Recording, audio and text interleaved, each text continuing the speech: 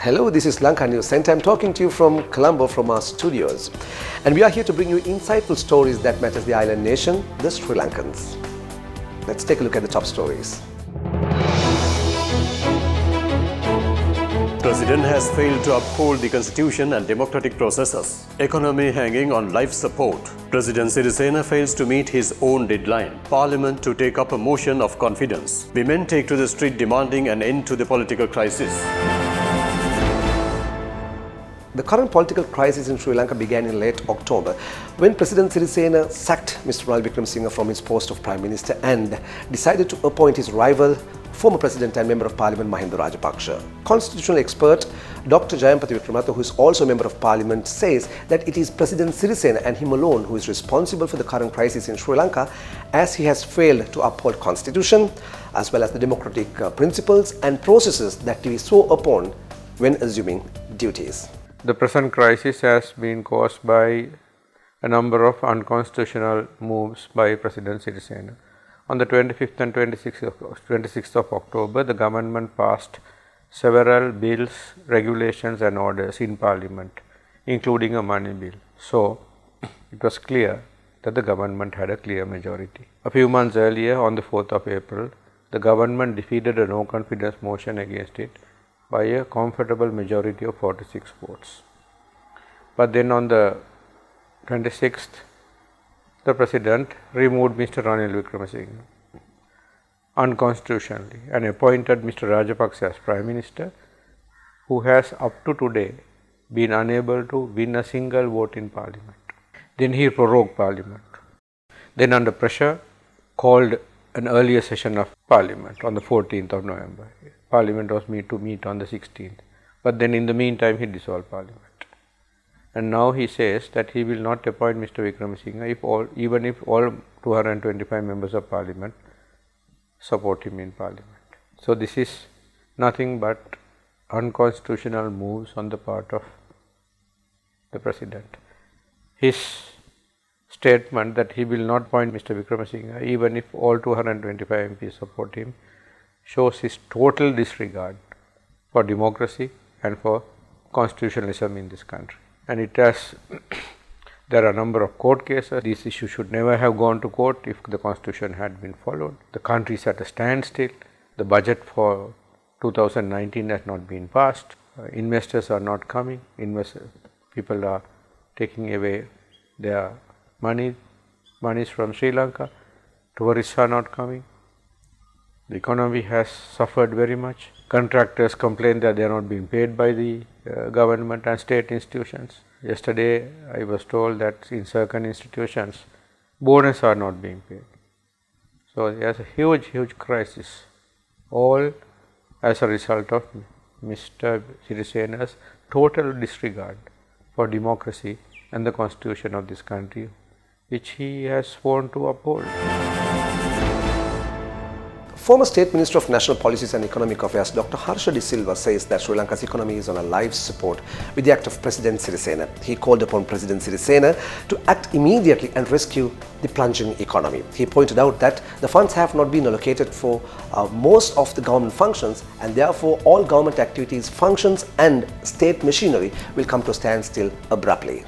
Some people have been attempting to misinterpret the constitution of Sri Lanka in the ability of the president to spend money outside the authority of parliament. Chapter 17, 148 of the constitution. Parliament shall have full control over public finance. So that is very clear. And many other things derive from that full control. For instance, 149 says, all funds collected by the government, be it taxes, levies, loans, goes to what is called a consolidated fund.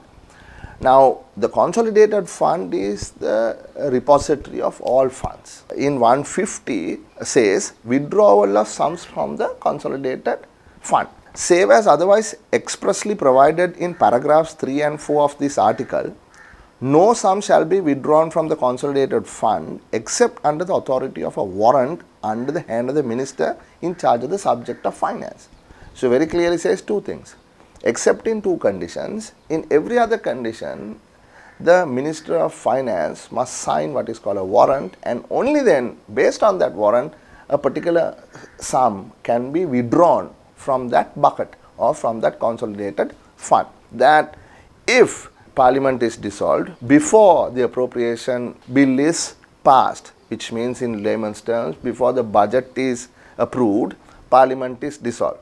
Okay, so that is something like that now we have. No one has been able to present the budget, no vote of account has been able to be presented by anyone.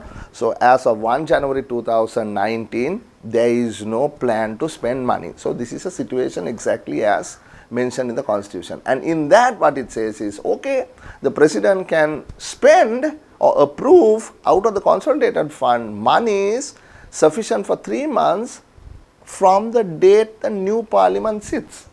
Because it is very clear in the elections law that if the Parliament is dissolved, he also has to provide the date for the election and for the first sitting of the new Parliament.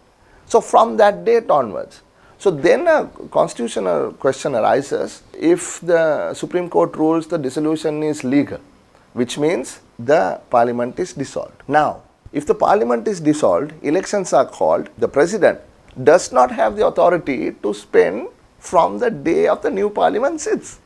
Then who authorizes the money to be spent from 1st of January to the day the new Parliament sits? It is very clear in the Constitution. It is the Minister of Finance.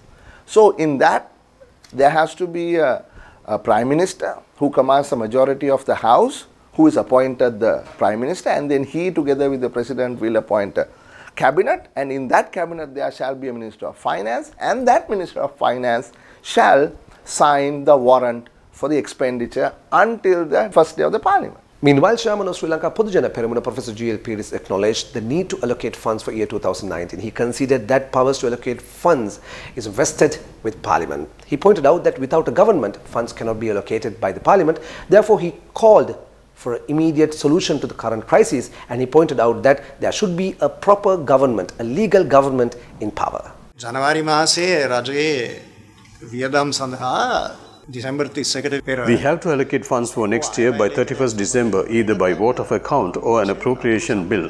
According to Article 148 of the Constitution, the Executive has no power to allocate funds, and it is only the Parliament that is vested with the authority to allocate public funds. Only a government could introduce a money bill, and as such, there must be a government. Therefore, we need to resolve this soon, Professor Peiris said. ඉක්මනට විසඳන්න අවශ්‍ය දෙයක්. Sri Lankan President Maithripala Sirisena, who is also the leader of SLFP, in meeting his colleagues, his party members last week, promised to end the current crisis within 7 days. That was last Wednesday. However, up to now, he has not taken any tangible action to end the crisis. However, as the deadline ends today, there seems to be no solution to the constitutional crisis that has engulfed the island nation anytime soon. Just last week, Sirisena had also claimed in a video interview with the local daily that Mahinda Rajapaksa had tried to bribe politicians in order to show a majority in the country's parliament. There was a call for the price of MPs in parliament. I think it was just like calling for tenders. I personally know, and it came to my attention, that some had asked for 500 million rupees. On this question, I think that the reason Mahinda Rajapaksa couldn't make a majority of 113 was because the prices went up. This is the reason for the present situation and crisis.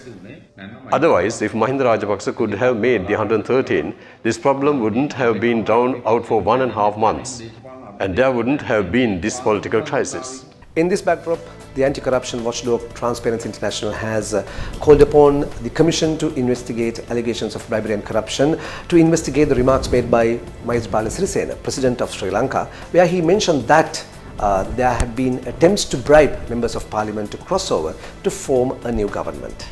The President's acknowledgement in an interview with the Daily Mirror last week that vast sums of money had been solicited and offered to MPs in exchange for their allegiance underscores the importance of comprehensive and timely investigation by commissions to investigate allegations of bribe or corruption. Whilst the President states that he will never support the bribing of politicians, he acknowledges personal knowledge of bribes being demanded, which is indicative of the potential pattern of criminal activity involving politicians and clandestine political intermediaries. Executive Director of Transparency International Sri Lanka, Asoka Obesekara, said. Remote Prime Minister Ranil Wickremesinghe would not have expected this much of support from his MP colleagues in Parliament. 122 MPs signed a special letter to express their confidence and support to the removed Prime Minister a couple of weeks ago. The Sri Lanka Parliament will take up a motion when they reconvene on Wednesday to express their confidence on deposed Prime Minister Ranil Wickremesinghe, which is going to be a very, very special feature because under the 1978 Constitution, what Sri Lankans have so far witnessed is no confidence motions, but this time it is going to be a motion of confidence to support Prime Minister Ranil Wickremesinghe. The motion is to be submitted by the United National Party in the wake of the President Maithripala Sirisena's declaration stating that he would not reappoint Mr. Wickremesinghe as Prime Minister even if all 225 MPs in Parliament support him. Meanwhile, leader of All Sri Lanka Makkal Congress, Rishad Badudin, said that they will support Ranil Wickremesinghe to be the Prime Minister. Why are we asking for Ranil Wickremesinghe to be appointed as Prime Minister? We have a constitution. We can't dance according to the whims and fancies of certain people. We have to work according to the constitution. That is our fundamental right. Even in my religion it says that we have to live according to the constitution of the country that we reside in. In late October, His Excellency the President removed the then Prime Minister Honorable Ranil Wickremesinghe from the post of Premiership. The President has no such right to remove him like that. He removed us who were ministers at that time. That was also wrong. If he wants to remove any minister, he has to discuss it with the Prime Minister first. Even if 225 MPs support a certain person, he still said he will not appoint him. That is against the Constitution as well. We ask the President to please act according to the Constitution. We have no personal relationship with either Mr. Ranil Wickremesinghe or United National Party. All we want is to protect Constitution and democracy in Sri Lanka. So as the All Sri Lanka Makkal Congress, we request the President to go back to the status quo as the 26th of October and appoint Ranil Wickremesinghe as the Prime Minister.